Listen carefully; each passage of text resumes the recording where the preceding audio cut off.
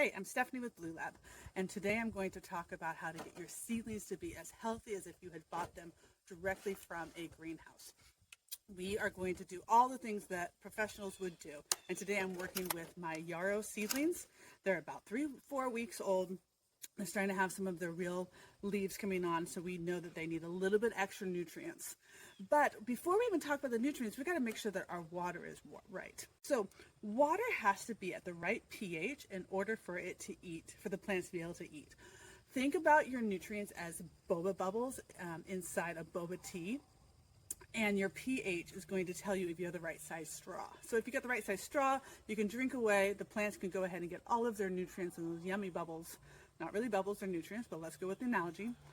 But if you have the wrong size straw, like if, let's say you have those little water straws, you're not going to be able to get those bubbles up. And that's what happens if you have the wrong pH.